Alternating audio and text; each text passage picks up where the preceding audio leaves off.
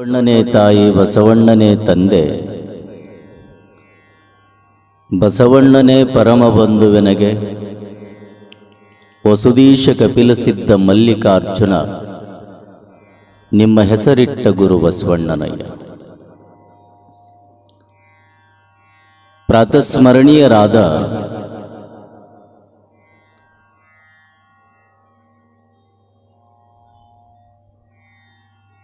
ಎಲ್ಲ ಕನ್ನಡ ನಾಡಿನ ಸಂತ ಮಹಾಂತರನ್ನ ಸ್ಮರಿಸಿ, ಮಹಾಮಾನವತವಾದಿ, ವಿಶ್ವಗುರು, ಸಾಂಸ್ಕೃತಿಕ ನಾಯಕ, ಕನ್ನಡ ನಾಡಿಗೆ ಹಲವಾರು ಸಿದ್ಧಾಂತಗಳನ್ನು ರೂಪಿಸಿಕೊಟ್ಟಿರುವಂಥ ಮಹಾಜ್ಞಾನಿ, ಈ ಪುಣ್ಯ ನೆಲವನ್ನು ಪಾವನಗೊಳಿಸಿರುವಂಥ ಬಸವನ ಬಾಗೇವಾಡಿಯ ಕರ್ಮ ಭೂಮಿಯನ್ನು ಧರ್ಮ ಕೇಂದ್ರವನ್ನಾಗಿ ಮಾಡಿರುವಂಥ ಅಪ್ಪ ಬಸವಣ್ಣನ ಸ್ಮರಣೆ ಮಾಡಿ,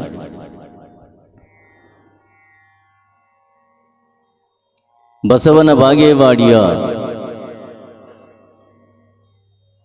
ಶ್ರೇಷ್ಠ ನೆಲದಲ್ಲಿ ಧರ್ಮ, ಆಚಾರ, ವಿಚಾರ ಬೋಧೆಗಳನ್ನು ಮಾಡುವುದರೊಂದಿಗೆ ಧರ್ಮದ ಅರಿವನ್ನು ತಿಳಿಸುವಂಥ ಕೆಲಸ ಮಾಡ್ತಾ ಇರುವಂಥ, ಸಂಸ್ಕಾರವನ್ನು ಕೊಟ್ಟು ನರನನ್ನ ಹರನನ್ನಾಗಿ ಮಾಡುವಂಥ ವಿರಕ್ತ ಮಠ. ಈ ವಿರಕ್ತ ಮಠದ ಮೂಲ ಪರಮ ಪುರುಷರಾಗಿರುವಂಥ ಶಿವಲಿಂಗೇಶ್ವರರನ್ನ ಸ್ಮರಿಸಿ, ಶ್ರೀಮಠದ ಎಲ್ಲ ಗುರು ಪರಂಪರೆಯನ್ನು ಸ್ಮರಣೆ ಮಾಡಿ, ನಿಮ್ಮೆಲ್ಲರಿಗೂ ಆಧ್ಯಾತ್ಮದ ಅರಿವನ್ನು ಮೂಡಿಸಿರುವಂಥವರು, ಖ್ಯಾತ ವಾಗ್ಮಿಗಳಾಗಿರುವಂಥವರು, ನಾಡು ಕಂಡ ಅಪರೂಪದ ವಾಗ್ಮಿಗಳಲ್ಲಿ ಒಬ್ಬರಾಗಿರುವಂಥ ಲಿಂಗೈಕ್ಯ ಮುರುಗೇಂದ್ರ ಶಿವಯೋಗಿಗಳನ್ನು ಸ್ಮರಣೆ ಮಾಡಿ, ಗುರುವಿನ ಮಾರ್ಗದರ್ಶನದಲ್ಲಿ ಬೆಳೆದು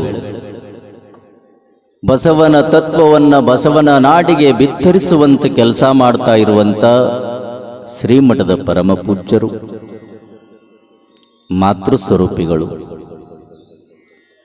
ಸರಳ ಹೃದಯದ ಸಾತ್ವಿಕ ಸ್ವಭಾವದವರಾಗಿರುವಂಥ ಶ್ರೀಮನ್ ನಿರಂಜನ ಪ್ರಣಮ ಸ್ವರೂಪ ಸಿದ್ಧಲಿಂಗ ಮಹಾಸ್ವಾಮಿಗಳವರ ಪಾದ ಪದ್ಮಗಳಿಗೆ ಭಕ್ತಿಯ ಪ್ರಣಾಮವನ್ನು ಸಮರ್ಪಣೆ ಮಾಡಿ, ನಾದ, ನಿನಾದ, ಸುನಾದಗಳ ಮುಖಾಂತರ ಸಂಗೀತದ ಸುದೇನ ಉಣಬಡಿಸ್ತಾ ಇರುವಂಥ ನಮ್ಮ ಕಲಾಬಳಗಕ್ಕೂ ಶರಣೆಂದು, ಈ ಪ್ರವಚನವನ್ನು ಆಲಿಸಿ ನಾವೆಲ್ಲರೂ ಪಾವನರಾಗಬೇಕನ್ನುವಂಥ ಹಂಬಲವನ್ನು ಇಟ್ಕೊಂಡು ಬಂದಿರುವಂಥ ಬಸವನ ಬಾಗೇವಾಡಿಯ ಶ್ರೀಮಠದ ಸದ್ಭಕ್ತರೇ, ಮಹಾಜನಗಳೇ, ಮಾತೆಯರೇ, ಮುದ್ದು ಮಕ್ಕಳೇ, ತಮ್ಮೆಲ್ಲರ ಅಂತರಂಗದಲ್ಲಿರುವಂಥ ಚಿಜ್ಯೋತಿಗೆ ಶರಣು ಶರಣಾರ್ಥಿ.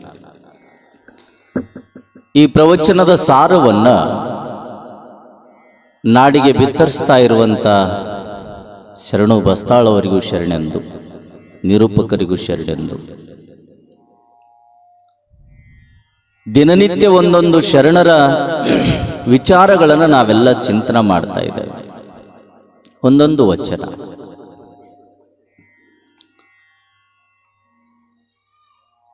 ನಿನ್ನೆ ಗುರುವಿನ ಬಗ್ಗೆ ಬಹಳ ವಿಶೇಷವಾದ ಚಿಂತನೆಯನ್ನು ನಾವು ಮಾಡಿದ್ವಿ.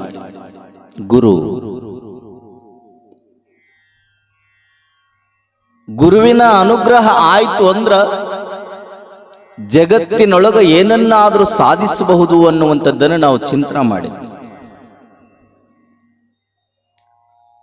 ಎಷ್ಟೋ ಜನಗಳಿಗೆ ಗುರು ಸಿಗ್ತಾನ ಅಂದ್ರೆ ಆ ಗುರುವಿನನ್ನ ಬಿಡುವಂತ ಕೆಲಸ ಮಾಡೋರು ನಾವು ಅದೀವಿ. ಸ್ವಾರ್ಥದ ಮನೋಭಾವದಿಂದ ಗುರುವನ್ನ ತ್ಯಜಿಸುವಂತ ಕೆಲಸವನ್ನ ಮಾಡಿ, ನಮ್ಮ ಸ್ವಾರ್ಥಕ್ಕಾಗಿ ನಮ್ಮ ಬದುಕನ್ನ ಹಾಳು ಮಾಡಿಕೊಳ್ಳುವಂತ ಕೆಲಸಕ್ಕೆ ಬಹಳ ಮುಂದಾಗ್ತಾ ಇದ್ವಿ ನಾವೆಲ್ಲ. ಅದಕ್ಕೆ ಜೀವನದಲ್ಲಿ ಏನನ್ನಾದರೂ ತೊರೆ, ಗುರುವಿನನ್ನ ತೊರೆಬೇಡ ಅನ್ನುವಂಥ ಚಿಂತನೆಯನ್ನು ನಾವು ಮಾಡಿದ್ದೇವೆ. ಇಂದು ಕಲ್ಯಾಣದಲ್ಲಿ 770 ಅಮರ ಗಣಗಳಿದ್ರು ಅಂತ ನಾವೆಲ್ಲ ಕೇಳಿದ್ದೇವೆ.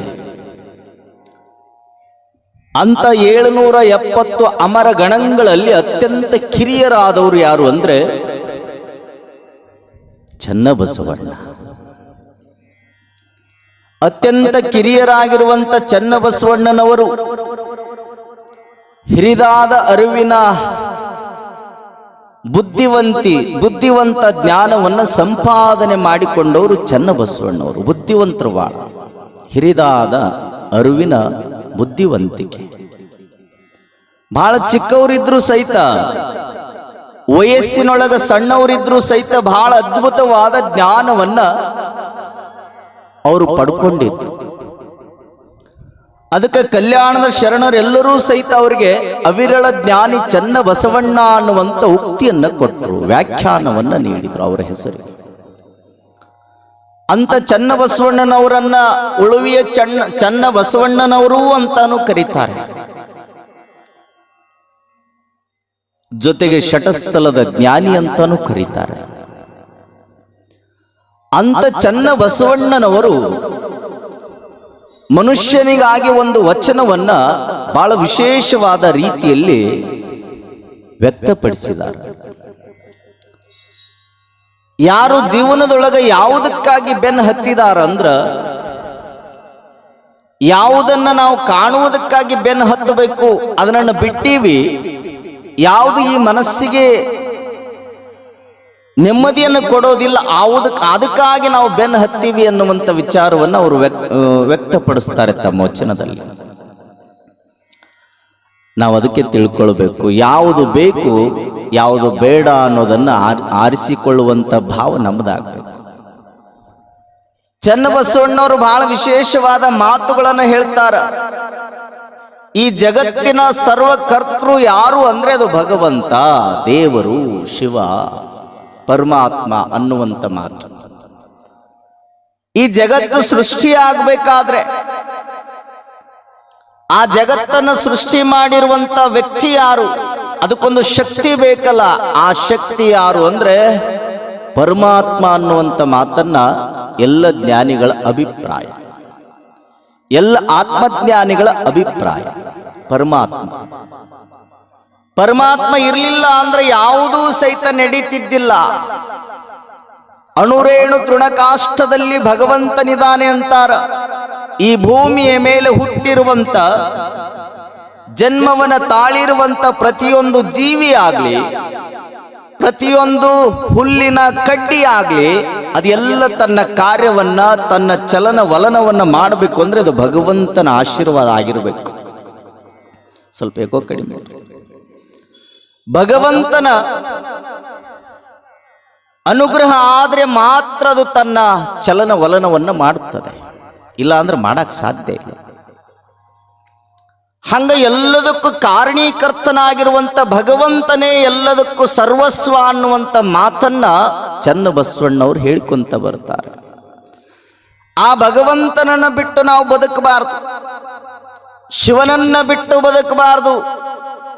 ಶಿವನನ್ನ ಬಿಟ್ಟು ಬದುಕಿದ್ರೆ ನಮ್ಮ ಬದುಕದು ಬದುಕಲ್ಲ ಅಂತಾರ. ಅದಕ್ಕೆ ನಾವು ಯಾವುದಕ್ಕೆ ಬೆನ್ನು ಹತ್ತೀವಿ ಅಂದ್ರೆ, ನಿಮ್ಗೊಂದು ಸಣ್ಣ ಉದಾಹರಣೆ ಹೇಳೋದಂದ್ರ, ತಾಯಿಯ ಗರ್ಭದಲ್ಲಿದ್ದಾಗ ಆ ಶಿಶು ಏನಂತಿರ್ತದಂದ್ರೆ, ಭಗವಂತ 84 ಲಕ್ಷ ಜೀವರಾಶಿಗಳು ಅಂತ ನಾವು ಕಾಣ್ತೇವೆ. 83,99,999 ಜೀವಿಗಳನ್ನು ದಾಟಿದ ಮೇಲೆ 84ನೇ ಲಕ್ಷದ ಜೀವಿಯೇ ಈ ಮಾನವ. ಈ ಮಾನವ ಜನ್ಮವನ್ನು ಹೊತ್ತು ನಾವು ಬರ್ತೀವಲ್ಲ, ತಾಯಿಯ ಗರ್ಭದಲ್ಲಿರುವಾಗ ಆ ಶಿಶು ಹೇಳ್ತದಂತೆ, ಭಗವಂತ ಸದಾ ನಿನ್ನ ಸ್ಮರಣೆ ಮಾಡ್ತೀನಪ್ಪ. ಮೊಟ್ಟ ಮೊದಲು ತಾಯಿಯ ಗರ್ಭದಿಂದ ನನ್ನನ್ನು ಹೊರಗೆ ಹಾಕುವಂಥದಂತ ದೇವರನ್ನು ಸ್ಮರಿಸ್ತದಂತೆ ಅದು ಶಿಶು. ಯಾಕಂದ್ರೆ ಒಳಗಿನ ಕಾಟವನ್ನ ತಾಳಕ್ಕಾಗೋದಿಲ್ಲ. ಒಂದು ಕಡೆ ಮೂತ್ರ ಕುಡಿಕೆಯ ಬಾಧೆ, ಮತ್ತೊಂದು ಕಡೆ ಜಠರಾಗ್ನಿಯ ಬಾಧೆ, ಇವೆಲ್ಲ ಬಾಧೆಗಳನ್ನು ನನಗೆ ಸಹಿಸ್ಕೊಳ್ಳಕ್ ಆಗೋದಿಲ್ಲ ಭಗವಂತ. ಮೊದಲು ತಾಯಿಯ ಗರ್ಭದಿಂದ ಹೊರಗೆ ಹಾಕು ಶಿವ ಶಿವ ಅಂತ ಸದಾ ಕಾಲ ತನ್ನ ಎರಡೂ ಕೈಗಳನ್ನು ಮುಷ್ಟಿ ಮಾಡಿಕೊಂಡು ಗಟ್ಟಿಯಾಗಿ ಹಿಡ್ಕೊಂಡು ಮುಷ್ಟಿಯನ್ನು ಹಿಡ್ಕೊಂಡು ಕೇಳ್ತದಂತೆ, ಮೊದಲು ನನ್ನ ಹೊರಗೆ ಹಾಕು ಭಗವಂತ, ಹೊರಗೆ ಹಾಕು. ಕಷ್ಟದ ಸಂದರ್ಭದೊಳಗ ಭಗವಂತ ನನ್ನ ತಾಯಿಯ ಗರ್ಭದಲ್ಲಿರುವಾಗ ಶಿಶು ಅಂತದಂತ, ಭಗವಂತ ನೀನು ನನ್ನನ್ನು ಈ ಬಾಧೆಯಿಂದ ಹೊರಗೆ ಹಾಕಿದ್ರೆ, ಈ ಬಂಧನದಿಂದ ನನ್ನನ್ನು ಹೊರಗೆ ಬಿಡುಗಡೆಗೊಳಿಸಿದ್ರೆ ನಿನ್ನ ಸದಾಕಾಲ ಮರೆಯೋದಿಲ್ಲ. ಯಾವಾಗಲೂ ನಿನ್ನ ಸ್ಮರಣೆಯನ್ನು ಮಾಡ್ತಾ ಮಾಡ್ತಾ ನಾನು ಜೀವನವನ್ನು ಸಾಗಿಸ್ತೀನಿ ಅಂತ ತಿಳ್ಕೊಂಡು ಭಗವಂತನ ಪರಮಾತ್ಮನ ಪಾದವನ್ನು ಮುಟ್ಟಿ ಆಣಿ ಮಾಡಿ ಬಂದಿರ್ತದಂತೆ ತಾಯಿಯ ಗರ್ಭದಲ್ಲಿರುವ ಶಿಶು. ಯಾವಾಗ ತಾಯಿಯ ಗರ್ಭದಿಂದ ಭೂಗರ್ಭಕ್ಕೆ ಶಿಶು ಬಿತ್ತೋ ಆ ಕ್ಷಣದಿಂದ ಮಾಯಾ ಪ್ರಪಂಚಕ್ಕೆ ಯಾವಾಗ ಒಳಗಾಗ್ತದೆ, ಶಿವನನ್ನ ಮರಿತದೆ, ನಂದು ಅನ್ನುವಂಥ ಅಹಂಕಾರ ಮಮಕಾರಗಳು ಸೃಷ್ಟಿಯಾಗಕತ್ತಿ ಬಿಡ್ತಾವ. ಮಾಯಾ ಪ್ರಪಂಚಕ್ಕೆ ಒಳಗಾದ್ರೂ ಸಾಕು, ಭಗವಂತನನ್ನು ಮರಿತದೆ. ಆದರೆ ಚನ್ನ ಬಸವಣ್ಣವ್ರು ಹೇಳ್ತಾರೆ, ಮಾಯಾ ಪ್ರಪಂಚಕ್ಕರ ಬಾ, ಮಮಕಾರದೊಳಗರ ಬೀಳು, ನಂದು ನನ್ನಿಂದಲೇ ಅನ್ನುವಂಥ ಭಾವವನ್ನು ತೊರೆದು ಎಲ್ಲದಕ್ಕೂ ಕಾರಣೀಕರ್ತನಾಗಿರುವಂಥ ಭಗವಂತನನ್ನ ಸ್ಮರಣೆ ಮಾಡೋದೇ ನಿತ್ಯ ನೇಮ ಅನ್ನುವಂಥ ಮಾತನ್ನ ಚನ್ನಬಸವಣ್ಣವ್ರು ಹೇಳ್ತಾರ. ಅವರು ತಮ್ಮ ವಚನದಲ್ಲಿ ಹೀಗೆ ವ್ಯಕ್ತಪಡಿಸ್ತಾರೆ, ಗುಬ್ಬಿ ಹೆರರ ಮನೆ ತನ್ನ ಮನೆ ಎಂಬಂತೆ. ಗುಬ್ಬಿ ಹೆರರ ಮನೆ ತನ್ನ ಮನೆ ಎಂಬಂತೆ, ಧರೆ ಧನ ವನಿತಿಯರು ಎನ್ನವರು ತನ್ನವರೆಂದು ಹೋರಾಡಿ ಸಾಯುತ್ತಿದೆ ಜೀವ.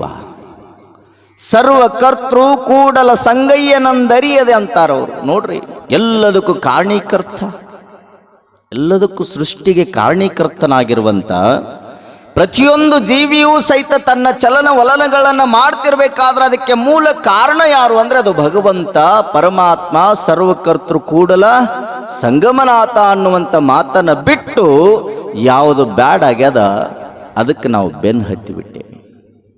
ಹೆಂಗಾಗೈತಿ ಗೊತ್ತಾ? ಇದು ಮನೆಯಾಗೊಬ್ಬವ ಮಗ ಕುಡಿತಿದ್ದ, ಯಾವಾಗಲೂ ಮಗ ಕುಡಿಬೇಕಾದ್ರೆ ತಂದೆ ಹೇಳ್ತಾನೆ, ಏ ಮಗ ಕುಡಿಬೇಡ, ಕುಡಿಯೋದ್ರಿಂದ ಮಾನ ಹೋಗ್ತದೆ, ಮರ್ಯಾದೆ ಹೋಗ್ತದೆ, ಸಿರಿ ಸಂಪತ್ತುಗಳು ಹೊಕ್ಕಾವ, ಅದಕ್ಕೆ ಕುಡಿಬೇಡಪ್ಪ, ಕುಡಿಬೇಡ ಅಂತ ತಂದೆ ದಿನ ಹೇಳಾವ ಬುದ್ಧಿ ಮಗನಿಗೆ. ಮಗ ಅಂತದೆ, ಅಪ್ಪ ನೀ ಕುಡಿಬೇಡ ಅಂತ ಹೇಳ್ತೀಯಲ್ಲ, ಹಾಗಾದ್ರೆ ನಂದೊಂದು ಮಾತು ಕೇಳು, ನಾ ಕುಡಿಯೋದು ಬಿಡ್ತೀನಿ ಅಂತ. ನಾವು ಏನು ಹೇಳಪ್ಪ? ಏನಿಲ್ಲಪ್ಪ, ನನ್ನ ಮಾತು ಕೇಳ್ತೀನಿ ಅಂದ್ರ ಹೇಳ್ತೀನಿ, ನೀ ಆ ಮಾತು ಕೇಳಿದ ಮೇಲೆ ನಾ ಕುಡಿಯೋದು ಬಿಡ್ತೀನಿ ಅಂದವ. ತಂದೆಗೆ ಭಾಳ ಖುಷಿ ಆಯ್ತು. ಮಗನ ಮಾತು ಕೇಳಿದ ಮೇಲೆ ಕುಡಿಯೋದು ಬಿಡ್ತಾನಂದ್ರೆ ಯಾರು ಬ್ಯಾಡ ಅಂತಾರೆ? ಹೇಳಪ್ಪ, ನೀ ಹೇಳು. ಹೇಳಿದ್ರೆ ಕೇಳ್ತೀಯಪ್ಪ? ಕೇಳ್ತೀನಿ. ಮತ್ತು ನಿನ್ನ ಮಾತು ನಾ ಕೇಳಿದ ಮೇಲೆ ನನ್ನ ಮಾತನ್ನು ನೀ ಕೇಳಬೇಕು, ಕುಡಿಯೋದು ಬಿಡಬೇಕು ಅಂತಾನ ತಂದೆ. ಅವಾಗ ಮಗ ಅಂತಾನ, ಆಯ್ತು ಬಿಡ್ತೀನಿ, ಹೇಳಪ್ಪ ನಿನ್ನ ಮಾತೇನು? ಏನೂ ಹೇಳಿಲ್ಲವ. ಒಂದು ಸರೈ ಬಾಟ್ಲಿ ತಗೊಂಡು ಬಂದ ಮಗ ತಗೊಂಡು ಬಂದು ತಂದೆ ಕೈಗೆ ಕೊಟ್ಟ. ಅಪ್ಪ, ನಾನು ಹೇಳುವ ಮಾತನ್ನ ಕೇಳ್ತೀನಿ ಅಂದಿದ್ದಿಲ್ಲ, ಈ ಬಾಟ್ಲಿಯನ್ನ ಕುಡಿದು ಬಿಡು ಅಂದವ. ಮಗ, ಬಾಟ್ಲಿ ಕುಡಿದು ಬಿಡು, ಸರೈ ಕುಡಿಯೋದು ಬಿಡೋದು ಆಮೇಲೆ ಬೇಕಾದ್ರೆ ಹೇಳಂತಿ, ನಾ ಕೇಳ್ತೀನಿ ಅಂದವ.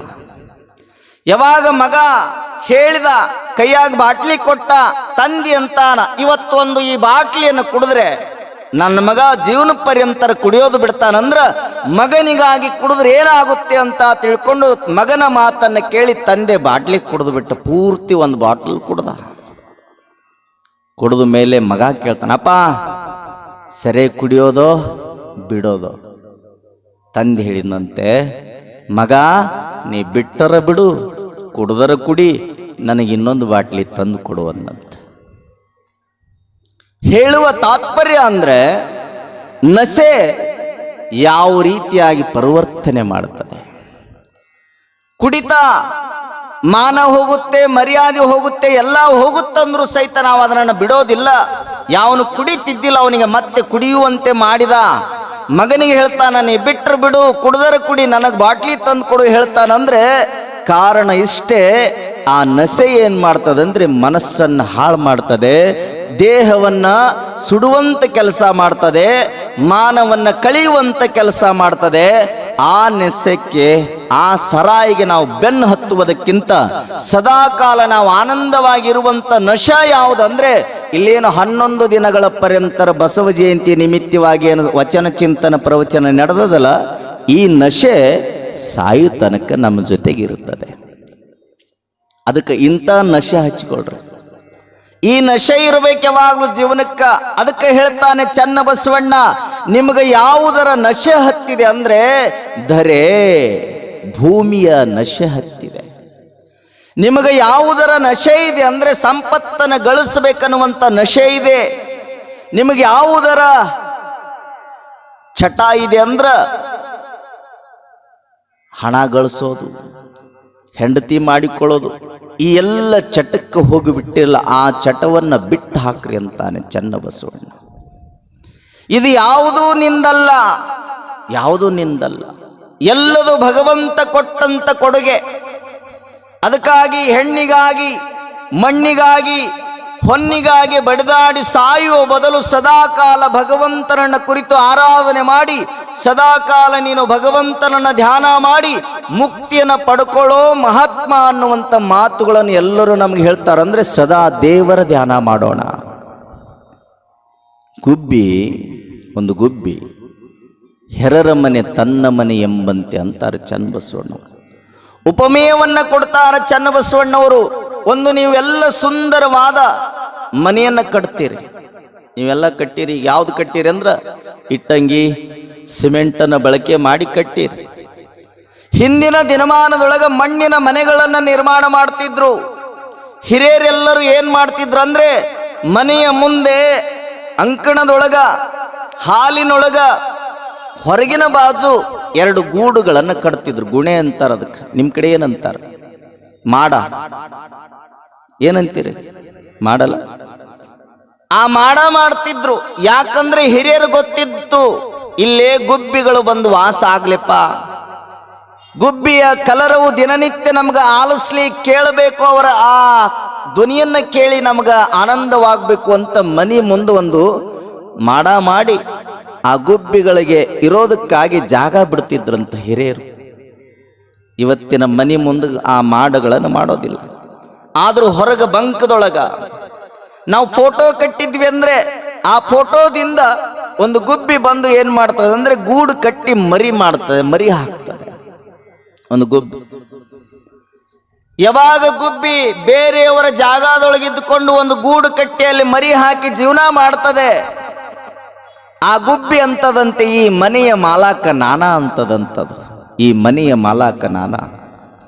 ಈ ಮನೆಯೊಳಗೆ ಬರಬೇಕಾದ್ರೆ ನನ್ನನ್ನು ಕೇಳೇ ಬರಬೇಕು.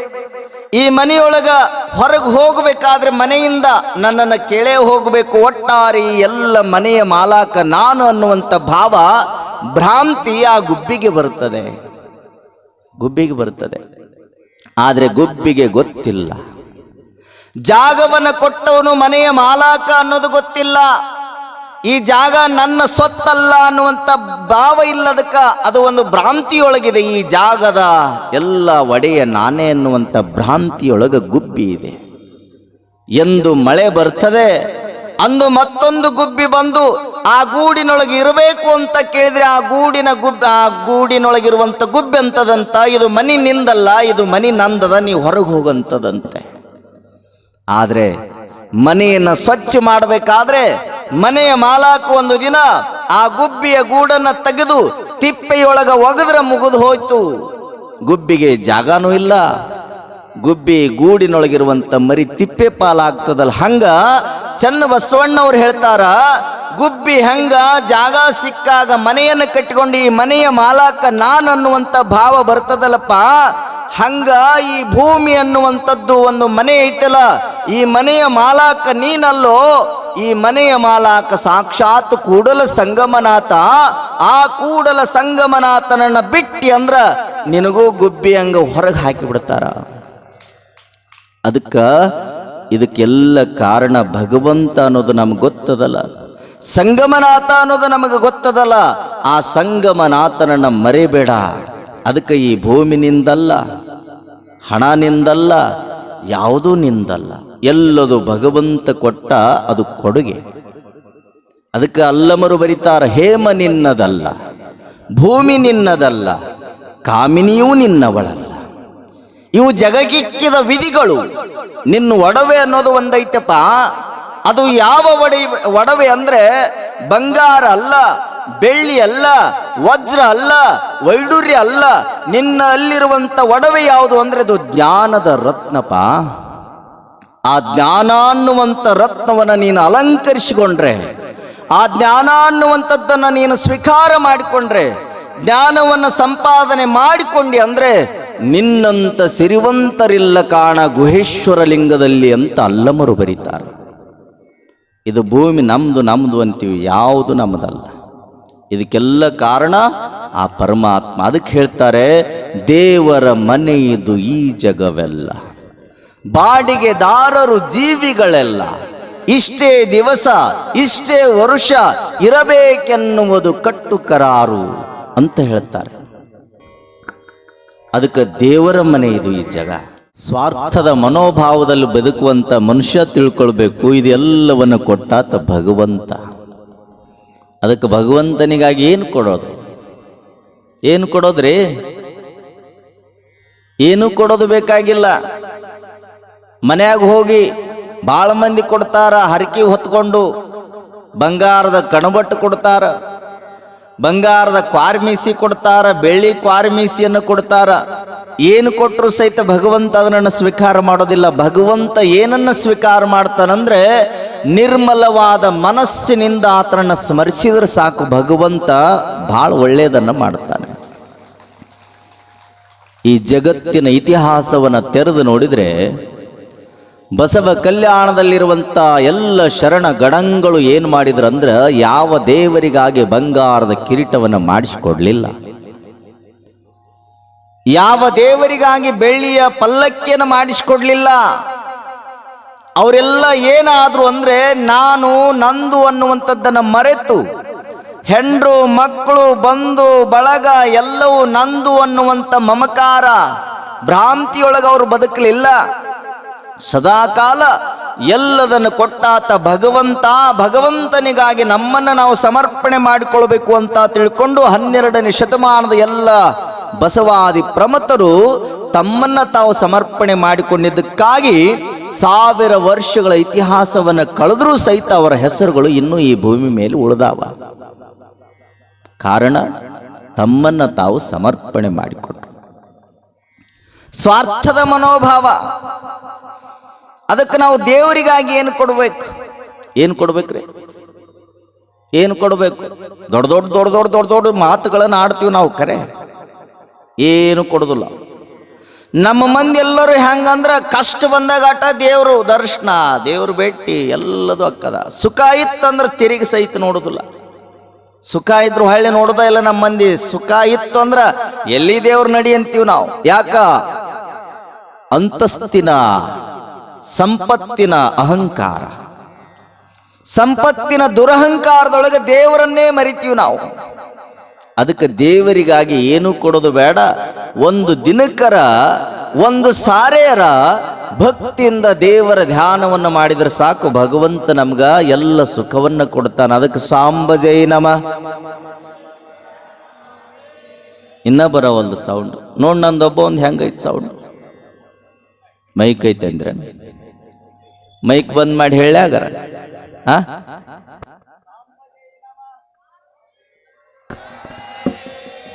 ಇಂಥದಕ್ಕೆ ಭಾಳ ಶೆಣ್ಯಾರದ್ರಿ ಬಾಗೇವಾಡಿ ಮಂದಿ.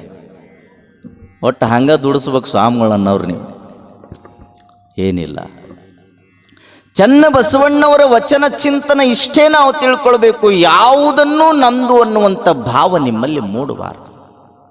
ಎಲ್ಲದೂ ಶಿವಂದು, ಎಲ್ಲದೂ ಪರಮಾತ್ಮಂದು. ಅದಕ್ಕೆ ಜೇಡರ ದಾಸಿಮಯ್ಯನವರು ಹೇಳ್ತಾರಲ್ಲ, ಇಳೆ ನಿಮ್ಮ ದಾನ, ಬೆಳೆ ನಿಮ್ಮ ದಾನ, ಸುಳಿದು ಸೂಸುವ ಗಾಳಿ ನಿಮ್ಮ ದಾನ, ಎತ್ತೂ ನಿಮ್ಮ ದಾನ, ಬಿತ್ತೂ ನಿಮ್ಮ ದಾನ. ಎಲ್ಲವೂ ದೇವರು ಕೊಟ್ಟದ್ದಪ್ಪ. ಆ ದೇವರು ಕೊಟ್ಟದ್ದನ್ನ ಮರಿತೀವಿ, ಎಲ್ಲದೂ ನಾವೇ ಮಾಡಿವಿ ಎನ್ನುವಂಥ ಭ್ರಾಂತಿಯೊಳಗೇನು ಬದುಕ್ತೀವಲ್ಲ, ಅದಕ್ಕೆ ಆತಂತಾನ ಅನ್ಯರ ಅನ್ನವನುಂಡು ನಾವೇನು ಮಾಡಾಕತ್ತೀವಿ ಅಂದ್ರೆ ನಂದು ಅಂತ ಏನಾರ ನಾವು ಹೇಳಿಕೊಂಡ್ರ ನಾವು ಯಾರಕ್ಕಿವಂದ್ರೆ ಸ್ವಾನ ಆದಂಗೆ ಆಗಿಬಿಡ್ತೀವಂತ ನಾಥ. ಅನ್ಯರನ್ನು ಹೊಗಳುವ ಕುನ್ನಿಗಳ ನೀನೇನೆಂಬೆ ರಾಮನಾಥ ಅಂತ ನಾಥ. ಇನ್ನೊಬ್ಬರನ್ನು ಹೊಗಳೋದು. ಯಾರು ನಿರ್ಮಾಣ ಮಾಡ್ಯಾರ, ಈ ಮೂಗನ್ನು ಯಾರು ಕೊಟ್ಟಾರ, ಆ ಮೂಗು ಕೊಟ್ಟವ್ರನ್ನ ಬಿಡ್ತೀವಿ. ಸುಂದರವಾಗಿ ಬಂಗಾರದಿಂದ ಆಭರಣ ಮಾಡಿ ಮೂಗುತಿಯನ್ನು ಕೊಟ್ಟ ಅಂದ್ರ ಮೂಗನ್ನು ಮರಿತೀವಿ, ಮೂಗುತಿ ಕೊಟ್ಟವ್ ನೆನೆಸ್ತೀವಿ. ನಾವು ನೆನೆಸುದಿಲ್ಲ. ಎಷ್ಟು ಚಂದ ಮೂಗೈತೆ ಅನ್ನೋದಿಲ್ಲ ನಾವು. ಎಷ್ಟು ಚಂದ ನಿನ್ನ ಮೂಗುತಿ ಐತೆ ಅಂತೀವಿ ನಾವು. ಮೂಗು ಕೊಟ್ಟಾವ್ಯಾರು? ಮೂಗುತಿ ಕೊಟ್ಟಾವ್ಯಾರು? ಮೂಗು ಕೊಟ್ಟಾವ ಭಗವಂತನಾದ್ರೆ ಮೂಗುತಿಯನ್ನು ಕೊಟ್ಟಾವ ಭಗವಂತ. ನಿರ್ಮಾಣ ಮಾಡಿರುವಂತ ಮನುಷ್ಯನಿಂದ ಮೂಗುತಿ ಬಂದೈತೆ ಅಂದ್ರೆ ನಾವು ಮೂಗಿರ್ಲಿಲ್ಲ ಅಂದ್ರೆ ಮೂಗುತಿ ಎಲ್ಲಿ ಹಾಕ್ಕೊಳಕ್ಕಾಗತ್ತೆ? ಅದಕ್ಕೆ ಮೂಗು ಕೊಟ್ಟವನನ್ನ ಮೊದಲು ನೆನೆಸು, ಅವನ ಧ್ಯಾನ ಮಾಡು. ಅದಕ್ಕೆ ನಾವು ಯಾವುದನ್ನು ಬೆನ್ನು ಹತ್ತಬೇಕಾಗ್ಯದ ಅದನ್ನು ಹತ್ತಿಲ್ಲ, ಯಾವುದು ಬ್ಯಾಡ ಆಗ್ಯದ ಅದಕ್ಕೆ ನಾವು ಬೆನ್ನು ಹತ್ತೀವಿ. ಚನ್ನಬಸವಣ್ಣವರ ವ್ಯಾಖ್ಯಾನ ಇದೆ, ಹೆಂಡ್ರು ಮಕ್ಕಳು ಬಂಧು ಬಳಗ ಧರೆ ಎಲ್ಲದೂ ನಿಂದಲ್ಲಪ್ಪ, ಅವು ಎಲ್ಲವನ್ನ ಬಿಟ್ಟು ಬಿಡು. ಅವುಗಳಿಗಾಗಿ ನಿನ್ನ ಜೀವವನ್ನು ಹಾಳು ಮಾಡಿಕೊಳ್ಬೇಡ. ನಿನ್ನ ಜೀವವನ್ನ ಸುಂದರವಾಗಿ ನಿರ್ಮಾಣ ಮಾಡುವುದಕ್ಕಾಗಿ ಸುಂದರವಾಗಿ ನಿರ್ಮಿಸಿರುವಂಥ ಸದಾಕಾಲ ಭಗವಂತನ ಧ್ಯಾನವನ್ನು ಮಾಡುವಂಥ ಚನ್ನಬಸವಣ್ಣವರು ನಮಗೆ ಸಾರಾಸಾರವಾಗಿ ತಮ್ಮ ವಚನದಲ್ಲಿ ಹೇಳಿಕೊಂತ ಬರ್ತಾರಂದ್ರ, ಅದಕ್ಕೆ ಬಸವಣ್ಣವರು ಒಂದು ಮಾತು ಹೇಳ್ತಾರೆ. ಏನು ಹೇಳ್ತಾರಂದ್ರ, ಯಾರೂ ನನ್ನವರಲ್ಲಪ್ಪ, ಯಾರಿಗೆ ಯಾರೂ ಇಲ್ಲ ಅಂತಾರ. ಯಾರಿಗೆ ಯಾರೂ ಇಲ್ಲ. ಹೆಂಡ್ರು ಮಕ್ಕಳು ಬಂಧು ಬಳಗ ಅಂತೀಯಲ್ಲ, ನಿನ್ನ ಹತ್ರ ಅವರು ನಿನಗಾಗಿ ತನ್ನ ಪ್ರಾಣವನ್ನು ಕೊಡೋದಿಲ್ಲ. ಅದಕ್ಕೆ ಬಸವಣ್ಣವ್ರು ಹೇಳ್ತಾರ, ಚಂದ್ರೋದಯಕ್ಕೆ ಅಂಬುದಿ ಹೆಚ್ಚುವುದಯ್ಯ, ಚಂದ್ರೋದಯಕ್ಕೆ ಅಂಬುದಿ ಹೆಚ್ಚುವುದಯ್ಯ, ಚಂದ್ರ ಕುಂದೇ ಕುಂದುವುದಯ್ಯ, ಚಂದ್ರಂಗೆ ರಾಹು ಅಡ್ಡ ಬಂದಲ್ಲಿ ಅಂಬುದಿ ಬಬ್ಬಿಟ್ಟಿತ್ತೇಯ್ಯ, ಅಂಬುದಿಯ ಮುನಿ ಆಪೋಷಣಮ ಕೊಂಬಲ್ಲಿ ಚಂದ್ರಮನ ಅಡ್ಡ ಬಂದನೇಯ್ಯ, ಆರಿಗಾರೂ ಇಲ್ಲ ಕೆಟ್ಟವಂಗೆ ಕಳೆ ಇಲ್ಲ, ಜಗದ ನಂಟ ನೀನೇ ಅಯ್ಯ ಕೂಡಲ ಸಂಗಮ ದೇವ ಅಂತ ಬರೀತಾರೆ ಬಸವಣ್ಣವರು. ಚನ್ನಬಸವಣ್ಣವರು ಸರ್ವಕರ್ತೃ ಕೂಡಲ ಸಂಗಮನಾಥ ಅಂತಾರ. ಬಸವಣ್ಣವ್ರು ಹೇಳ್ತಾರ, ಎಲ್ಲರಿಗೂ ನಂಟ ಯಾರು ಅಂದ್ರೆ ಎಲ್ಲರಿಗೂ ಗೆಳೆಯ ಯಾರು, ಎಲ್ಲರಿಗೂ ತಾಯಿ ಯಾರು, ಬಂಧು ಯಾರು, ಬಳಗ ಯಾರು ಅಂದ್ರೆ ಅದು ಕೂಡಲ ಸಂಗಮನಾಥ ಒಬ್ಬಾತನೇ ನಮಗೆ ನಂಟಸ್ತಿಕೆಯನ್ನು ಬೆಳೆಸ್ಕೊಳ್ಳಾಕ ಸಾಧ್ಯ, ಮತ್ತೊಬ್ರು ಯಾರೂ ಅಲ್ಲ ಅಂತಾರೆ ಬಸವಣ್ಣವರು. ಸಮುದ್ರವನ್ನು ನೀವೆಲ್ಲರೂ ನೋಡಿರಿ, ಸಮುದ್ರ ನೋಡಿರಲ್ಲ. ಚಂದ್ರೋದಯಕ್ಕೆ, ಚಂದ್ರ ಅಂದ್ರೆ ಭಗವಂತನು ಕೊಟ್ಟಿರುವಂತ ಎರಡು ಲೈಟ್ಗಳಲ್ಲಿ ರಾತ್ರಿ ಬೆಳಕನ್ನು ನೀಡುವಂತ ಒಂದು ಲೈಟ್. ಅದು ಭಗವಂತ ಎರಡು ಲೈಟ್ ಕೊಟ್ಟಾನ ನಮಗೆ. ಒಂದು ಹಗಲಿ ಕೊಟ್ಟಾನ, ಮತ್ತೊಂದು ರಾತ್ರಿ ಕೊಟ್ಟಾನ. ಹಗಲಿ ಸೂರ್ಯ ಅನ್ನುವಂಥ ಲೈಟ್ ಕೊಟ್ಟಾನ, ರಾತ್ರಿ ಚಂದ್ರ ಅನ್ನುವಂಥ ಲೈಟ್ ಕೊಟ್ಟಾನ. ಆ ಚಂದ್ರ ಅನ್ನುವಂಥ ಲೈಟ್ ಏನಾದ್ರೂ ಈ ಭೂಮಿಗೆ ಬೆಳಕು ಕೊಡಲಿಲ್ಲ ಅಂದ್ರೆ ನಾವ್ಯಾರು ಅಡ್ಡಾಡಕ್ಕಿದ್ದಿಲ್ಲ, ಅಡ್ಡಾಡಕ್ಕಾಗ್ತಿದ್ದಿಲ್ಲ. ಅಂತ ಚಂದ್ರನು ಉದಯ ಆಗ್ತಾನೆ, ದಿನನಿತ್ಯ ಉದಯ ಆಗ್ತಾನೆ. ಆದ್ರೆ ಹುಣ್ಣಿಮೆಯ ದಿನ ಚಂದ್ರ ಇಷ್ಟ ಇರ್ತಾನ ಅಥವಾ ದೊಡ್ಡವನಾಗಿರ್ತಾನ? ಏನಾಗಿರ್ತಾನ್ರಿ? ಚಂದ್ರ ದೊಡ್ಡವಿರ್ತಾನ ಸಣ್ಣವಿರ್ತಾನ? ದೊಡ್ಡವಿರ್ತಾನ. ಅವ್ರು ಹೇಳ್ತಾರೆ, ಚಂದ್ರೋದಯಕ್ಕೆ ಅಂಬುದಿ ಹೆಚ್ಚುವುದಯ್ಯ. ಹುಣ್ಣಿಮೆಯ ದಿನ ಸಮುದ್ರದಲ್ಲಿರುವಂತ ಅಲೆಗಳು ಅರ್ಭಟ ಬಹಳ ಆಗಿರ್ತದಂತೆ. ಅಲೆಗಳ ಅರ್ಭಟ, ಸಮುದ್ರದಲ್ಲಿರುವಂತ ಅಲೆಗಳು ಪ್ರತಿನಿತ್ಯ ನಿಧಾನವಾಗಿ ಶಾಂತವಾಗಿ ಅಲೆಗಳು ಏಳ್ತಾ ಇದ್ರೆ, ಹುಣ್ಣಿಮೆ ದಿನ ಏನಾಗ್ತದಂದ್ರೆ ಅಲೆಗಳು ಬಹಳ ಎತ್ತರ ಮಟ್ಟಕ್ಕೆ ಹೋಗ್ತಿರ್ತಾವಂತ. ಭಯಂಕರ ಏನಾಗಿರ್ತಾವಂದ್ರೆ ಸ್ಪೀಡ್ ಆಗಿರ್ತಾವಂತೆ. ಎತ್ತರದಿಂದ ಅಲೆಗಳು ಎತ್ಕೊಂಡು ಬರ್ತಿರ್ತಾವಂತ, ಎತ್ಕೊಂಡು ಎತ್ತರದಿಂದ ಅಲೆಗಳು ಯಾವಾಗ ಬರ್ತಾವ ಅವಾಗ ನಾವು ತಿಳ್ಕೊಳ್ಬೇಕು. ಇವತ್ತು ಹುಣ್ಣಿಮೆ ಇರಬಹುದು, ಹುಣ್ಣಿಮೆ ಇತ್ತು ಅಂದ್ರೆ ಚಂದ್ರ ದೊಡ್ಡವಾದ್ರೆ ಸಮುದ್ರದ ಅಲೆಗಳು ದೊಡ್ಡವಾಗ್ತಾವ. ಚಂದ್ರ ಸಣ್ಣವನಾದ್ರೆ ಸಮುದ್ರದ ಅಲೆಗಳು ಸಣ್ಣವಾಗ್ತಾವ ಅಂತ ಬಸವಣ್ಣವ್ರು ಹೇಳ್ತಾರೆ. ಇಷ್ಟು ಪ್ರೀತಿ ಐತಿ ಚಂದ್ರನಿಗೂ ಮತ್ತು ಸಮುದ್ರಕ್ಕೂ. ಅಷ್ಟು ಪ್ರೀತಿ ಇರುವಂತ ಚಂದ್ರನಿಗೂ ಮತ್ತು ಸಮುದ್ರಕ್ಕೂ ಅಷ್ಟು ಅನ್ಯೋನ್ಯವಾದ ಸಂಬಂಧ ಐತಿ ಅಂದ್ರ ಅಂತ ಚಂದ್ರನನ್ನ ರಾಹುವನ್ನಾವ ನುಂಗಾಕ್ ಬಂದಾಗ ಸಮುದ್ರ ಅವನು ನನ್ನ ಜೀವದ ಗೆಳೆಯ ಅದಾನಪ್ಪ, ಅವನಿಗೆ ಹಿಂಸೆ ಕೊಡಬೇಡ, ಅವನಿಗೆ ತೊಂದರೆ ಕೊಡಬೇಡ ಅಂತ ತಿಳ್ಕೊಂಡೇನಾದ್ರೂ ಸಮುದ್ರ ಬಂದು ಚಂದ್ರನಿಗೆ ಬರುವಂತ ಕಷ್ಟವನ್ನ ಬಿಡುಗಡೆ ಮಾಡ್ತೇನು. ಚಂದ್ರೋದಯಕ್ಕೆ ಅಂಬುದಿ ಹೆಚ್ಚುವುದಯ್ಯ, ಚಂದ್ರ ಕುಂದೇ ಕುಂದುವುದಯ್ಯ, ಚಂದ್ರಂಗೆ ರಾಹು ಅಡ್ಡ ಬಂದಲ್ಲಿ ಅಂಬುದಿ ಬೊಬ್ಬಿಟ್ಟಿತ್ತೆ ಕೇಳ್ತಾನ. ಅಷ್ಟು ಅವಿನಾಭಾವ ಸಂಬಂಧ ಐತಲ್ಲ, ಒಬ್ರಿಗೊಬ್ರು ಚಡ್ಡಿ ದೋಸ್ತರು ಅಂತಾರಲ್ಲ, ಅಟ್ಟು ಪ್ರೀತಿ ಇರುವಂತ ಸಮುದ್ರ ಬಂದು ಚಂದ್ರನಿಗೆ ಸಂಕಟ ಬಂದಾಗ, ಕಷ್ಟ ಬಂದಾಗ ಏನಾದ್ರೂ ಆತ ನನ್ನ ಜೀವದ ಗೆಳೆಯಾದಾನ ಬಿಡುವಂತ ಏನಾದ್ರೂ ಬಂದು ಬುದ್ಧಿಯನ್ನು ಹೇಳಿ ಅದರಿಂದ ದೂರ ಮಾಡ್ತೇನು, ಕಷ್ಟದಿಂದ ಬಿಡುಗಡೆಗೊಳಿಸ್ತೇನು ಅಂತದ. ಗೊಳಿಸೋದಿಲ್ಲ. ಅಂಬುದಿ ಬಂದು ಹೇಳಲಿಲ್ಲ, ಅದೇ ಮುಂದೆ ಉತ್ತರವನ್ನ ಕೊಡ್ತಾರ. ಅಂಬುದಿಯ ಮುನಿ ಆಪೋಷಣಮ ಕೊಂಬಲ್ಲಿ. ಅಗತ್ಯ ಮಹರ್ಷಿ, ಅಗತ್ಯ ಮುನಿಗಳು ಪೌರಾಣಿಕ ಕಥೆಯನ್ನ ಕೇಳ್ತೀವಿ ನಾವು. ಬಗಸೆಯೊಳಗ ಸಮುದ್ರದ ನೀರನ್ನು ತಗೊಂಡು ಕುಡ್ದ ಅವನ ಬಿಟ್ಟ ಅಂತ ಹೇಳ್ತೇವೆ.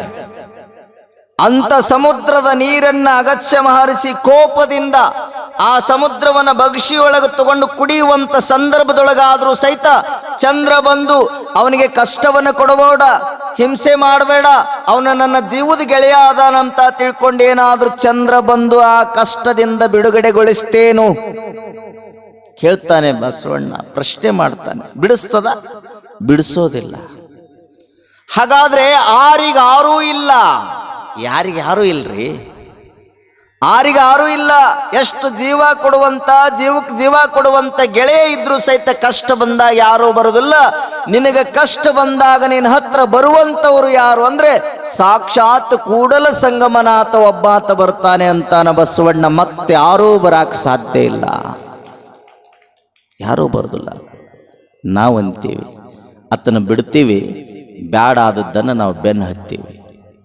ಯಾವುದಕ್ಕೆ ಬೆನ್ನು ಹತ್ತೀವಿ ಅಂದ್ರೆ ಇದೇ ಆಸ್ತಿ, ಅಂತಸ್ತು, ಹೆಂಡ್ರು, ಮಕ್ಕಳು, ಬಂಧು ಬಳಗ, ಸಿರಿ, ಸಂಪತ್ತು, ಸ್ವಾರ್ಥದ ಮನೋಭಾವದಿಂದ ನಾವು ಬೆನ್ನು ಹತ್ತೀವಲ್ಲ, ಅದನ್ನೆಲ್ಲ ಬಿಡಬೇಕು ಅಂತಾರ.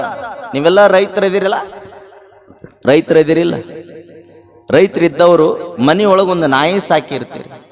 ನಾಯಿ, ಆ ನಾಯಿಯನ್ನ ದಿನನಿತ್ಯ ಹೊಲಕ್ಕೆ ಹೋಗ್ತಿರ್ಬೇಕಾದ್ರೆ ನಿಮ್ಮ ಮನೆಯೊಳಗೇನಾದ್ರೂ ಚಕ್ಕಡಿದ್ರ, ಬಂಡಿದ್ರ, ಆ ಬಂಡಿಗೆ 2 ಎತ್ತುಗಳನ್ನು ಕಟ್ಟಿಕೊಂಡು ಹೊಲಕ್ಕೆ ಹೋಗ್ತಿರ್ಬೇಕಾದ್ರೆ ನಿಮ್ಮ ಮನೆಯೊಳಗೆ ನಾಯಿ ಇತ್ತಂದ್ರೆ ಆ ನಾಯಿ ಏನು ಮಾಡ್ತದಂದ್ರೆ ಬಂಡಿ ಬುಡಕ ನಿಮ್ಮ ಜೊತೆ ಹೊಲಕ್ಕೆ ಬರ್ತದ. ಬರ್ತದಿಲ್ಲ? ಬರುದಿಲ್ರಿ? ಬರ್ತದೆ. ಹಿಂಗ ಒಂದು ಸಾರೆ ಒಬ್ಬ ರೈತ ಹೊಲಕ್ಕೆ ಹೋಗಿ ಬರ್ಬೇಕಾದ್ರೆ ಹೊಲದೊಳಗ ಜ್ವಾಳದ ರಾಶಿ ಮಾಡಿಕೊಂಡು ಒಂದು 8-10 ಚೀಲ ಜ್ವಾಳ ಬಂಡಿಯೊಳಗೆ ಹೇರಿಕೊಂಡು 2 ಎತ್ತುಗಳನ್ನು ಕಟ್ಟಿಕೊಂಡು ಬಂಡಿಯನ್ನು ಹೊಡ್ಕೊಂಡು ಮನೆಗೆ ಬರ್ತಿರ್ತಾನೆ. ಮನೆಗೆ ಬರ್ತಿರ್ತಾನೆ. ಬರುವಂತ ಸಮಯದೊಳಗೆ ನಾಯಿ ಆ ಬಂಡಿ ಬುಡಕ್ ಬರಾಕತ್ತಿರ್ತದೆ.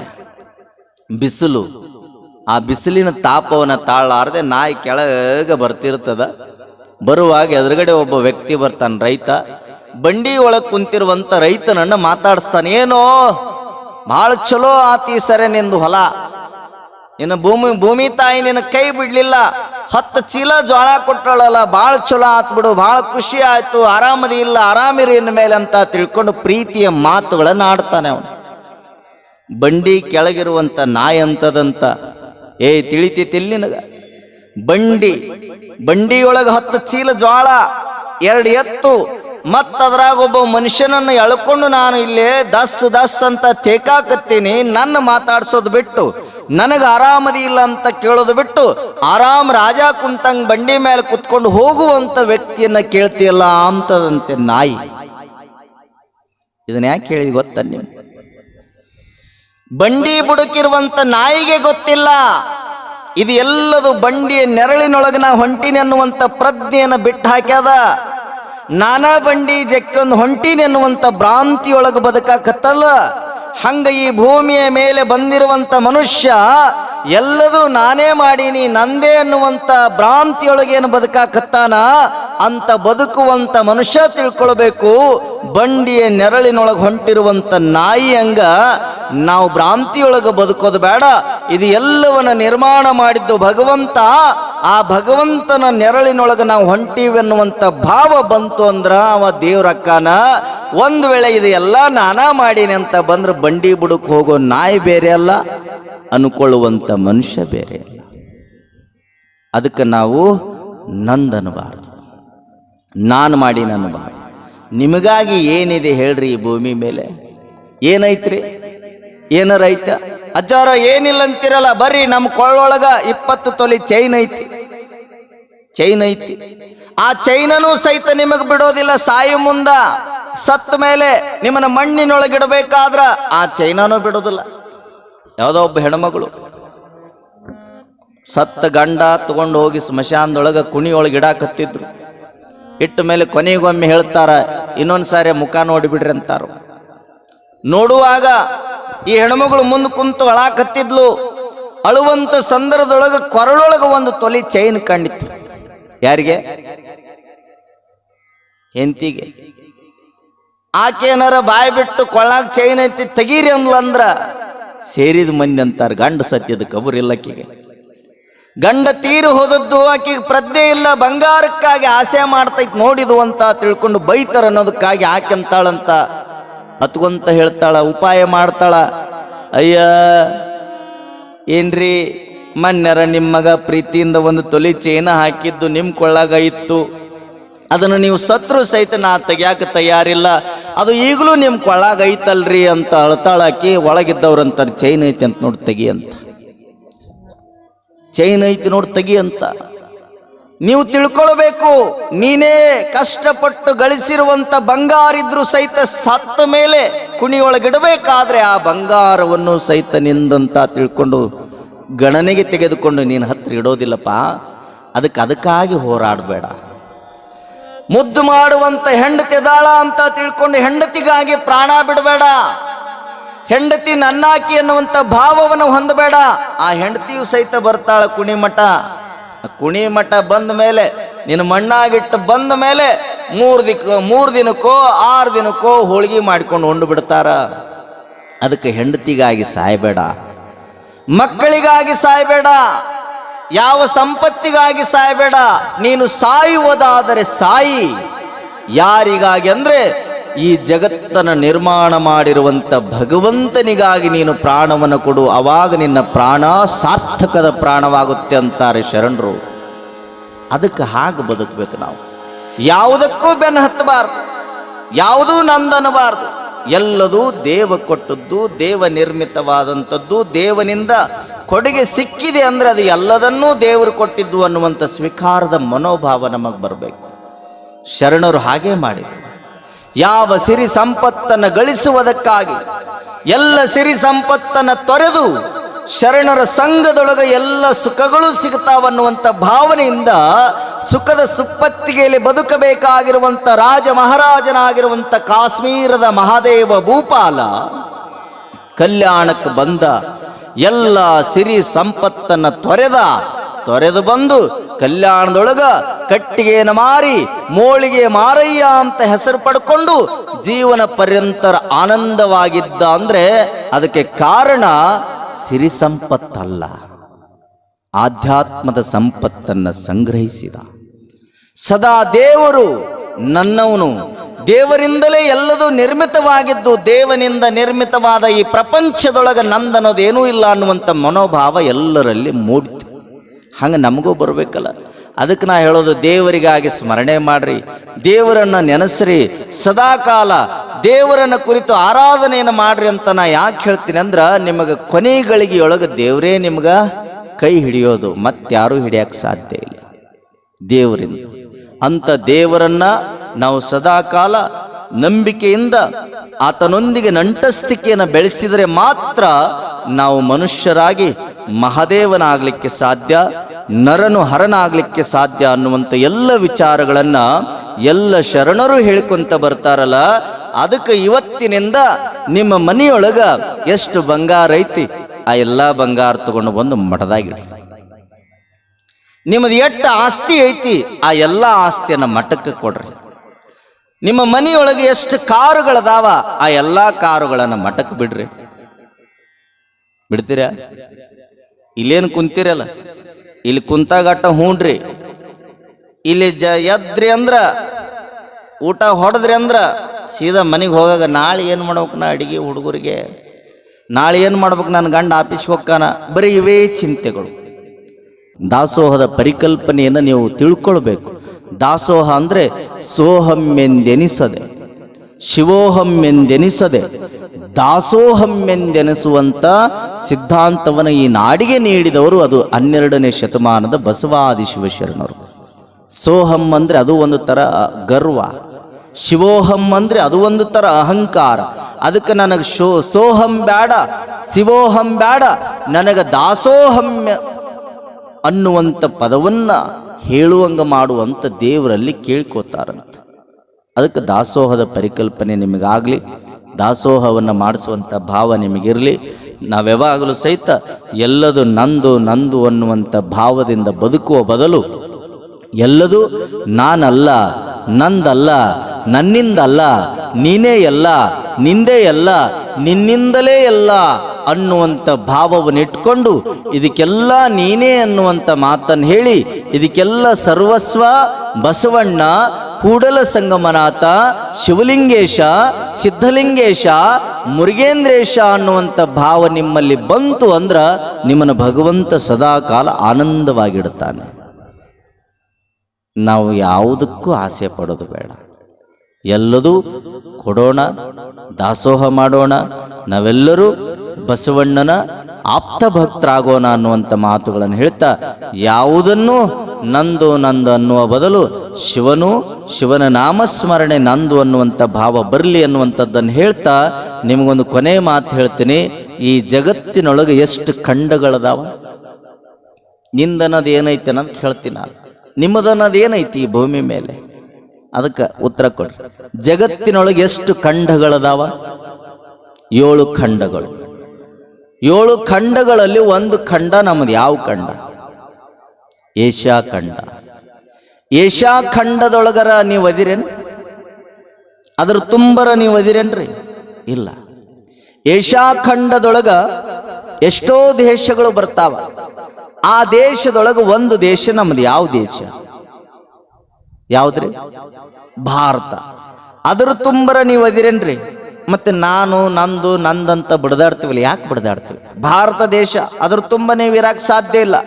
ಆದರೂ ನಂದು ನಂದು ನಂದು ನಂದು ಅಂತೀವಿ ನಾವು, ಮುಂಜಾನೆಯಿಂದ ಸಂಜೆ ಮಟ್ಟ ನಂದು ನಂದು ನಂದು ಅಂತ. ಭಾರತ ದೇಶದೊಳಗ ಎಷ್ಟೋ ರಾಜ್ಯಗಳು ಬರ್ತಾವ. ಆ ರಾಜ್ಯದೊಳಗೆ ಒಂದು ರಾಜ್ಯ ನಮ್ದು. ಯಾವ ರಾಜ್ಯ? ಯಾವ್ದ್ರಿ? ಕರ್ನಾಟಕ. ಅದ್ರ ತುಂಬರದಿರ್ಯಾ? ಇಲ್ಲ. ಮತ್ತೆ ನಾನು ನಂದಂತ ಯಾಕಂತೀರಿ? ಆ ರಾಜ್ಯದೊಳಗೆ ಎಷ್ಟೋ ಜಿಲ್ಲಾಗಳು ಬರ್ತಾವ. ಆ ಜಿಲ್ಲೆಯೊಳಗ ಒಂದು ಜಿಲ್ಲಾ ನಮ್ದು. ಯಾವ ಜಿಲ್ಲಾ ರೀ? ಯಾವುದು? ಯಾವ್ದ್ರಿ? ವಿಜಯಪುರ. ಅದ್ರ ತುಂಬರ ಅದಿರ? ಇಲ್ಲ. ಆ ಜಿಲ್ಲಾದೊಳಗೆ ಎಷ್ಟೋ ತಾಲೂಕುಗಳು ಬರ್ತಾವ. ಆ ತಾಲೂಕಿನೊಳಗೆ ಒಂದು ತಾಲೂಕು ನಮ್ಮದು. ಯಾವ ತಾಲೂಕು? ಯಾವ್ದ್ರಿ? ಬಸವನ ಬಾಗೇವಾಡಿ. ಅದ್ರ ತುಂಬರ ಅದಿರೇನ್ರಿ? ಇಲ್ಲ. ಮತ್ ನಾನು ನಂದು ನಂದ ಅಂತ ಯಾಕೆ ಬಿಡದಾಡ್ತೀರಿ? ನಾನು ನಂದು ನನ್ನಿಂದಲೇ ಅನ್ನುವಂತ ಯಾಕೆ ಭಾವ ಬಂತು ನಿಮಗೆ? ಭ್ರಾಂತಿ ಯಾಕೆ ಬಂತು? ಯಾವುದೂ ನಿಂದಲ್ಲ, ಯಾವುದೂ ನಿನ್ನಿಂದಲೇ ಅಲ್ಲ ಅಂದ ಬಳಿಕ ನಾನು ನಂದು ಅನ್ನೋದು ಯಾಕೆ ಭ್ರಾಂತಿ ಬಂತು? ಆ ತಾಲೂಕಿನೊಳಗೆ ಎಷ್ಟೋ ವಾರ್ಡುಗಳು ಬರ್ತಾವಿಲ್ಲ? ವಾರ್ಡುಗಳು. ಆ ವಾರ್ಡಿನೊಳಗ ಒಂದು ವಾರ್ಡ್ ನಮ್ದು. ಯಾವ ವಾರ್ಡ್? ಯಾವ್ದ್ರಿ? 2ನೇ ವಾರ್ಡ್. 2ನೇ ವಾರ್ಡಿನ ತುಂಬರ ನೀವು ಅದಿರ? 2ನೇ ವಾರ್ಡ್ ಏನೈತಲ್ಲ, ಆ ವಾರ್ಡರ ನಿಮ್ದು ಐತೇನ್ರಿ? ಮತ್ತೆ ನಂದ ನಂದ ನಂದ ಅಂತ ಯಾಕೆ ಬಿಡದಾಡ್ತೀರಿ? ಆ ವಾರ್ಡಿನೊಳಗ ಎಷ್ಟೋ ಮನೆಗಳು ಬರ್ತಾವ. ಆ ಮನೆಯೊಳಗೆ ಒಂದು ಮನೆ ನಮ್ದು. ಯಾವ ಮನೆ? ಯಾವ್ದ್ರಿ? ಇದು ಎಷ್ಟನೇ ವಾರ್ಡ್? ಇದು ಮಠ ಎಷ್ಟನೇ ವಾರ್ಡ್ನಾಗ ಬರ್ತೈತಿ? 2ನೇ ವಾರ್ಡ್. ಇಲ್ಲಿ ಪಕ್ಕದಾಗ ಅಕ್ಕಪಕ್ಕದಾಗ ಯಾರ್ದಾರ ಒಂದು ಮನೆ ಹೆಸರು ಹೇಳ್ರಿ, ಅಡ್ರೆಸ್. ಅವ್ರದ್ದೇನು ನಮಗೆ ನಮ್ಮ ಹೆಸರ್ಲೇನು ಅವ್ರದ್ದು ಬರ್ಕೊಳ್ಳೋದಿಲ್ಲ ನಾವು. ಹಂಗ ಸುಮ್ಮ ಅಡ್ರೆಸ್ ಹೇಳ್ರಿ, ಹೇಳ್ತೀನಿ. ವೀರನ್ಗೌಡ್ರು. ವೀರನ್ಗೌಡ್ರ ಮನಿ ಐತಲ್ಲ, ಆ ಮನಿ ತುಂಬರ ನೀ ಎದೇನಪ್ಪ? ಮನಿ ಐತಿಲ್ಲ, ಆ ಮನಿ ತುಂಬರ ನೀ ಎದೇನು? ಒಂದು ಮೂಲಿಯೊಳಗೆ ನೀ ಕುಂತಂದ್ರೆ ಇಡೀ ಮನಿ ತುಂಬ ನೀ ಇರಾಕ್ ಸಾಧ್ಯ ಇಲ್ಲ. ಅಂದ ಬಳಿಕ ನಿನ್ನಲ್ಲಿ ನಂದು ಅನ್ನುವಂಥ ಭ್ರಾಂತಿ ಯಾಕೆ ಬಂತು? ಯಾಕೆ ಬಂತು? ಆ ಮನಿ ತುಂಬ ಅದಿಯಲ್ಲ, ನಂದಾರಿ ಮನಿ ಅಜ್ಜಾರ, ನನ್ನ ಹೆಸರ್ಲೇ ಐತ್ರಿ, ಇದು ಮನಿ ನಂದು ನಂದು ಅಂತೀಯಲ್ಲ. ನೀ ಸತ್ತ ಮೇಲೆ ನಿನಗಾಗಿ ಏನಾರ ಜಾಗ ಐತೇನ್ರಿ ಭೂಮಿ ಮೇಲೆ? ಮನಿ ತುಂಬ ನೀ ಎದಿ, ಮನಿ ನಿಂದಂತಿ. ಆ ಮನಿಯೊಳಗೆ ನೀ ಸತ್ತ ಮೇಲೆ, ಹೌದಾ? ಸತ್ತ ಮೇಲೆ ಏನ್ ಮಾಡ್ತಾರ ನಿಮ್ಮನಲ್ಲಿ? ಏನ್ ಮಾಡ್ತಾರ ಮನ್ಯಾಗ? ಎಷ್ಟೋ ಅಂಕಣಗಳು ಬರ್ತಾವ. ಆ ಅಂಕಣದೊಳಗ ಒಂದ್ ಅಂಕಣ ನಮ್ದು. ಯಾವ ಅಂಕಣ? ಮನಿ ತುಂಬ ಇರಕ್ ಅಂಕರ ಸಾಧ್ಯ ಇಲ್ಲ. ಆ ಮನೆಯೊಳಗೆ ಎಷ್ಟೋ ಅಂಕಣಗಳು ಬರ್ತಾವ. ಆ ಅಂಕಣದೊಳಗ ಒಂದ್ ಅಂಕಣ ನಮ್ದು. ಯಾವ ಅಂಕಣ? ಯಾವ್ದ್ರಿ? ಯಾವ್ದಂತ ಅಂದ್ರ ಸತ್ತ ಮೇಲೆ ಗೂಟಕ್ಕೆ ಬಿಡಿತಾರಲ್ಲ, ಸತ್ತ ಮೇಲೆ ಗೂಟಕ್ಕೆ ಬಿಡಿತಾರಲ್ಲ, ಅದ ಒಂದ್ ಅಂಕಣ ನಮ್ಮದು. ಮನಿ ತುಂಬ ನೀ ಇರಾಕ್ ಸಾಧ್ಯ ಇಲ್ಲ. ಸತ್ತ ಮೇಲೆ ಗೂಟಕ್ಕೆ ಬಡದ ಮೇಲೆ ನಿನಗಾಗಿ ಒಂದು ಅಂಕಣ ನಿರ್ಮಾಣ ಮಾಡಿರ್ತಾರಲ್ಲ, ನೀವಂತೀರಿ ಅಜ್ಜಾರ ಮನಿ ತುಂಬ ಇಲ್ಲಂತೀರಿ. ಮತ್ತ ಮನಿಯೊಳಗ ನಂದ್ ಅನ್ನೋದು ಒಂದು ಅಂಕಣರ ಐತಲ್ರಿ ಅಂತ ನೀವು ಅನ್ಕೊಂತೀರಲ್ಲ. ಸತ್ತು 4 ಅಥವಾ 5 ತಾಸು ಆತು ಅಂದ್ರ ಮೊದಲು ಅವನು ಹೊರಗೊಯ್ಯಿರಿ ಅಂತಾರ ಜನ. ಹೊರಗೊಯ್ಯಿರಿ. ಹಂಗಾರ ಅಂಕಣ ನಂದ್ ಅಂತಿದ್ದೆಲ್ಲಪ್ಪ. ಸತ್ತ ಮೇಲೆ 4 ತಾಸಿಗೆ ನಿನ್ನನ್ನು ಹೊರಗೆ ಹಾಕ್ತಾರಂದ್ರ ಅಂಕಣವೂ ಸಹಿತ ನಿಂದಲ್ಲ. ಹಾಗಾದ್ರೆ ಭೂಮಿ ಮೇಲೆ ನಿಂದನದೇನೈತೋ ತಮ್ಮ? ಏನೈತಿ ಹೇಳ್ರಿ? ಮುತ್ತ ಸತ್ತವ್ರನ್ನ ಎಲ್ಲಿಗೋಯ್ತಾರ? ಎಲ್ಲಿಗೋಯ್ತಾರ? ಮ್ಯೂಸಿಯಂಗೆ? ಎಲ್ಲಿಗೋಯ್ತಾರ? ಸ್ಮಶಾನಕ್ಕೆ ಹೋಯ್ತಾರ. ಸ್ಮಶಾನಕ್ಕೆ ಹೋದ್ಮೇಲೆ ಅಂತೀರಿ ಅಜ್ಜವ್ರ ಮನಿಯೊಳಗೆ ಅಂಕಣನೂ ಇಲ್ಲಂತೀರಿ. ಹೌದು, ಇಲ್ಲ. ಮತ್ತ ನಮಗಾಗಿ 6-3 ಜಾಗದೊಳಗ ಒಂದು ಕುಣಿ ನಿರ್ಮಾಣ ಮಾಡ್ತಾರ. ಆ ಕುಣಿಯರ ನಂದಲ್ರಿ ಅಜ್ಜರ, ಸತ್ತವನು ಮಣ್ಣು ಮಾಡ್ಯಾರ. ಅಂದ ಬಳಿಕ ಆ ಸತ್ತವನಿಗೆ ಆಗಿ ಆ ಕುಣಿಯರ ಐತಲ್ರಿ ಅಜ್ಜರ ಅಂತ ನೀವು ಅನ್ಕೋತೀರಿ. ಸತ್ತವನು ತಗೊಂಡು ಹೋಗಿ ಹುಗುದು ಬಂದ ಮೇಲೆ ಅಜ್ಜಾರ ಏನೂ ಇಲ್ಲ ಅಂತೀರಿ. ಮತ್ತೆ 3-6 ಏನು ಕುಣಿ ಐತಲ್ಲ, ಆ ಕುಣಿ ಅವಂದ ಹೋದಲ್ರಿ ಅಂತ ನೀವು ಅಂತೀರಲ್ಲ, ಅಂತೀರಿಲ್ಲ? ಕುಣಿಯರ ಐತಲ್ರಿ ಅಜ್ಜಾರ ಏನೂ ಇಲ್ಲ ಅಂತೀರಿ ಅಂತ ನೀವು ನನಗೆ ಪ್ರಶ್ನೆ ಮಾಡ್ತೀರಲ್ಲ. ಅದೇ ಸಂದರ್ಭದೊಳಗ ಸತ್ತು 15 ದಿನ ಆಗಿತ್ತು. ಊರೊಳಗ ಭಯಂಕರವಾಗಿ ಮಳೆ ಆಗಿತ್ತು. ಮಳೆ ಆದಂತ ಸಂದರ್ಭದೊಳಗ ಊರಾಗ ಯಾವನೋ ಮತ್ತೊಬ್ಬವನು ತೀರಿಕೊಂಡ ಮೇಲೆ ಊರಾಗಂತಾರ ಆ ಸ್ಮಶಾನದೊಳಗ ತೆಗ್ಗು ತೋಡಕ್ ಆಗೋದಿಲ್ಲ. ಯಾಕಂದ್ರ ಕರಿ ಮಣ್ಣಿನ ಹೊಲ ಅದ, ಆ ಜಾಗದೊಳಗ ತೆಗ್ಯಾಕ ಆಗೋದಿಲ್ಲ. ಹೆಂಗ್ ಮಾಡ್ಬೇಕು? ಏನ್ ಇವನೇನು ಮನ್ಯಾಗ ಇಟ್ಕೊಂಡು ಕುಂಡ್ರೋದನು ಅಂತ ತಿಳ್ಕೊಂಡು ಯೋಚನೆ ಮಾಡಿದಾಗ ಊರಿನಲ್ಲಿರುವಂತ ಹಿರಿಯರಂತಾರ, ಕುಣಿ ತೋಡಕ್ ಆಗೋದಿಲ್ಲ ಅಂದ್ರೆ ಏನಾತು? ಮೊನ್ನೆ ಸತ್ತಾನಲ್ಲ ಅವನು ಕುಣಿ ಪಳ್ಳದ, ಆ ಕುಣಿನ ತೆಗ್ಯಾನ, ಆ ಕುಣಿಯಾಗಿರ ಅವನು ಹೊರಗೆ ಹೋಗ್ಯಾನ. ಆ ಜಾಗದಾಗ ಇವು ನೀಡೋಣ ಅಂತ ಊರವ್ರು ಹಿರಿಯರೆಲ್ಲ ವಿಚಾರ ಮಾಡಿ ನಿನಗಾಗಿ ನಿರ್ಮಾಣ ಮಾಡಿರುವಂತ ಕುಣಿಯೊಳಗೆ ನಿನ್ನನ್ನು ತೆಗೆದೊಗೆದು ಮತ್ತೊಬ್ಬವನು ಇಡ್ತಾರಂದ್ರ ಈ ಭೂಮಿ ಮೇಲೆ ಸತ್ತ ಮೇಲೇನು ಕುಣಿಯು ನಂದಲ್ಲ ಅಂದ ಬಳಿಕ ಈ ಭೂಮಿ ಮೇಲೆ ನಿಂದನ್ನೋದು ಏನೂ ಇಲ್ಲ, ಏನೇನೂ ಇಲ್ಲ. ಕುಣಿನೂ ನಿಂದಲ್ಲೋ ತಮ್ಮ. ಹಾಗಾಗಿ ಬರುವಾಗ ಬತ್ತಲೆ, ಹೋಗುವಾಗ ಬತ್ತಲೆಯಾಗಿ ಹೋಗ್ತೇವೆ. ಸಾಕ್ಷಾತ್ ಶರಣರು ಹೇಳ್ತಾರ, ಬರುವಾಗ ಖಾಲಿ ಕೈಯಿಂದ ಬರ್ತಿ, ಹೋಗುವಾಗನು ಖಾಲಿ ಕೈಯಿಂದ ಹೋಗ್ಬೇಕಪ್ಪ ಅಂತ ಹೇಳ್ತಾರ. ಅಂದ ಬಳಿಕ ನಾವು ಸದಾ ಕಾಲ ಖಾಲಿ ಕೈಯಿಂದಲೇ ಹೋಗ್ಬೇಕನ್ನುವಂಥ ಮಾತುಗಳನ್ನು ತಿಳ್ಕೊಂಡು ಇನ್ನು ಮೇಲೆ ಬದಲಾವಣೆಯಾಗಿ ಇರುವಂತ ಸಂಪತ್ತನ್ನ ದಾಸೋಹಕ್ಕ, ಧರ್ಮ ಕಾರ್ಯಕ್ಕೆ ಬಳಕೆ ಮಾಡಿದ್ರೆ ಸಾಕ್ಷಾತ್ ಕೂಡಲ ಸಂಗಮನಾಥ ನಿಮ್ಗೆ ಆಶೀರ್ವಾದ ಮಾಡ್ತಾನ ಅನ್ನುವಂಥ ಮಾತುಗಳನ್ನು ಹೇಳ್ತಾ ನಿಮ್ಮೆಲ್ಲರಿಗೂ ಒಳ್ಳೆಯದಾಗಲಿ ಅನ್ನುವಂಥದ್ದನ್ನು ಹೇಳಿ ದಾಸೋಹದ ಪರಿಕಲ್ಪನೆಯನ್ನು ಬೆಳೆಸ್ಕೊಳ್ರಿ.